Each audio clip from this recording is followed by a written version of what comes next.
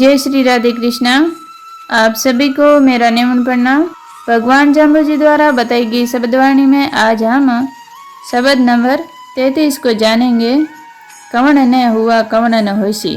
नागौर में रहने वाले सेठ रामा सुराणे ने एक बार भगवान जाम्बू जी से प्रश्न किया कि क्या ऐसा कोई उपाय नहीं है कि ये जीव जन्म के पश्चात मरे ही नहीं। रामा के प्रश्न को जान गुरु महाराज ने उसे यह शब्द कहा, ओम कवण न हुआ कवण न होसी, किन न सया दुख बारू, कवण न गैया कवण न जासी, कवण रया संसारू। अनेक अनेक चलंता दीठा, कली का मानस कौन विचारू, जो जित होता सो तित नाही, बल खोटा संसारू। यानी हे जिज्ञासु, ऐसा कभी कोई नहीं हुआ और न ऐसा कभी कोई होगा जिसने अपने जीवन में कोई बड़ा भारी दुख सहन नहीं किया हो।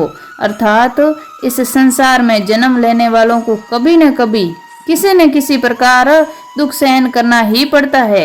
ऐसा कोई नहीं है जो जन्म लेने के पश्चात मरा न हो और न ही कोई ऐसा होगा जो जन्म धारण करने के बाद नहीं मरेगा।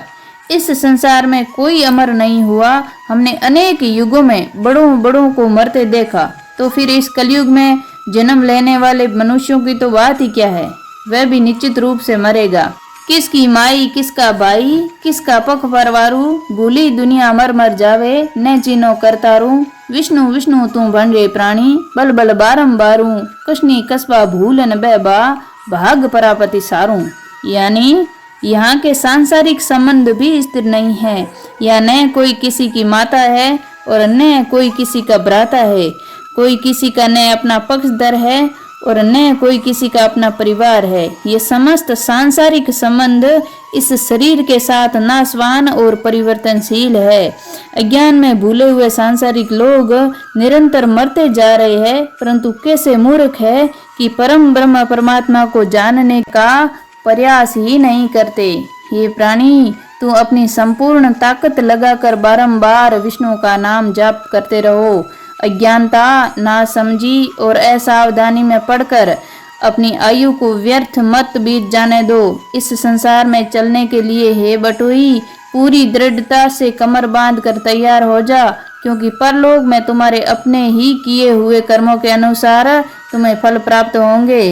गीता नाद कविता नाऊ, रंग फटार सटारू, फोगट प्राणी भर में भूला, भलजे यूं चीनो करतारू। जामन मरण बिगो वो चुके, रतन काया ले पार पहुँचे, तो आवा गवण निवारू। यानी अन्य सामान्य काव्यों से गीता का गान, गीता की ध्वनि, इसका नाद श्रेष्ठ है। जैसे फिटकरी पानी को फाड़कर उसमें मिले हुए मेल को अलग कर देती है, उसी प्रकार गीता का नाद मन में व्याप्त मोह और भ्रम को दूर हटाकर उसे निर्मल बना देता है।